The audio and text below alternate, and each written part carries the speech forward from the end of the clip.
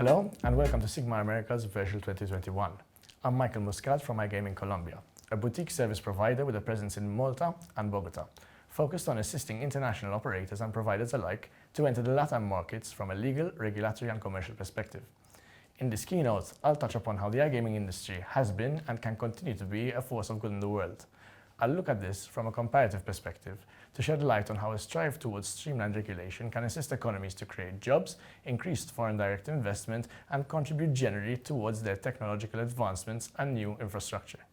Using the major European jurisdictions as an example, we can see the shift from unregulated to regulated spaces over a span of 15 years.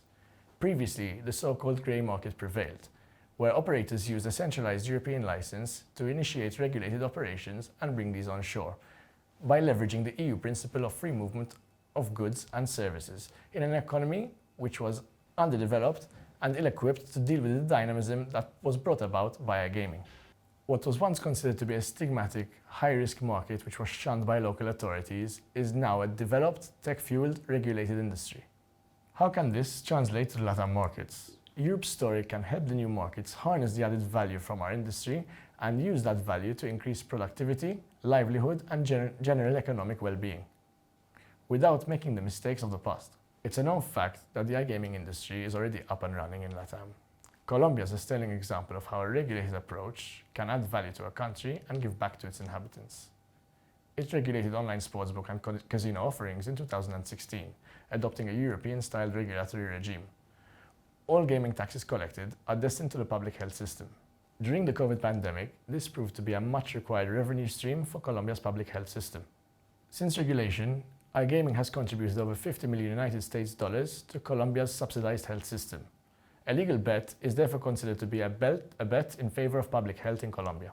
Recently, Coljuegos, the Colombian regulator, informed that Colombia's regulated online gambling market saw turnover growth of 148% during the first half of 2021. Online gambling accounted for more than 25% of total effective tax revenues collected by Colombia's gaming and lottery industry, which shows a 6-month market size of $150 million US. We have seen technological advances in this market, which have led the regulator to adopt legislation for new verticals, such as live casino, instant win games, and online bingo. The regulatory approach has attracted international heavyweights. Acquisitions of local operators by the likes of Betson and Entain took place between 2020 and 2021. William Hill has also established a Colombian presence. This clearly proves that regulation is likely to lead to foreign direct investment, which will create jobs and encourage the adoption of new technologies within the country. Albeit being accelerated by COVID, the presence of the iGaming industry in the jurisdiction is facilitating the shift from cash to digital payments, benefiting the local population, adding value for retailers, and ultimately creating jobs in the technology sphere. A tech hub is forming in Bogota and Medellin, much like that which was formed in Malta over the past 15 years. And this clearly is a result of the legal certainty created by a dynamic and efficient regulatory regime. So what has Colombia taught us, and how can the rest of the continent benefit from this? A regulated approach is desirable to foreign investors. A regulated approach creates a spin-off in the market, paving the way for other industries to follow suit. And with regulation comes the ability to designate taxes towards other economic sectors, such as public health. The South American continent is in a perfect position to harness the positive impact of regulation in Europe by understanding what has worked and building upon this. This should not be a missed opportunity.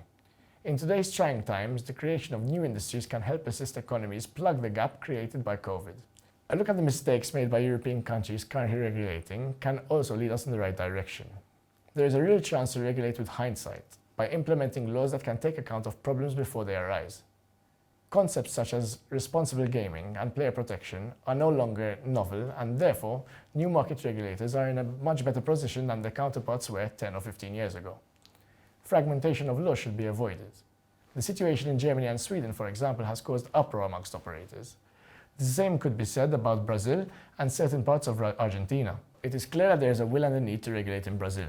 Offshore sports betting companies are highly financing the football industry in the country. Brazilians are indeed betting on sports. The sports betting sector in Brazil is experiencing a real duality. While it already sponsors 85% of Brazilian clubs in the football first division and represents an important share of advertising on both open and pay television, the websites themselves cannot operate on Brazilian soil. Although the operation was legalized at the end of 2018, the lack of regulation does not allow these companies to become regulated and therefore operate within the country.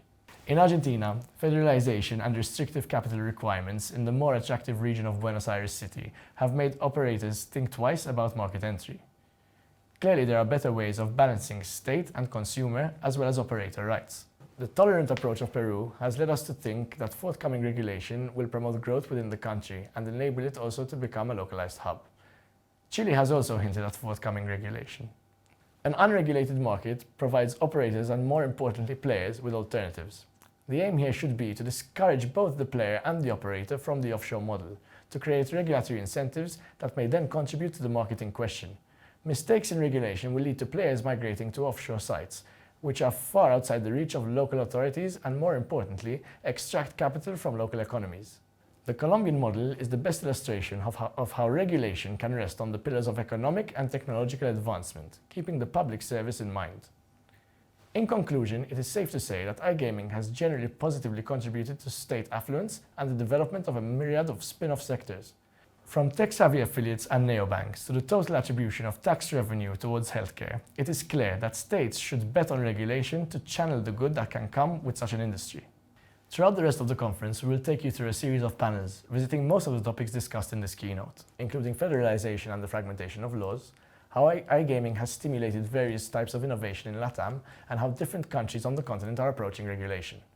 I would like to thank SiGMA for giving me the opportunity to be a part of this, and I'm available to answer any questions as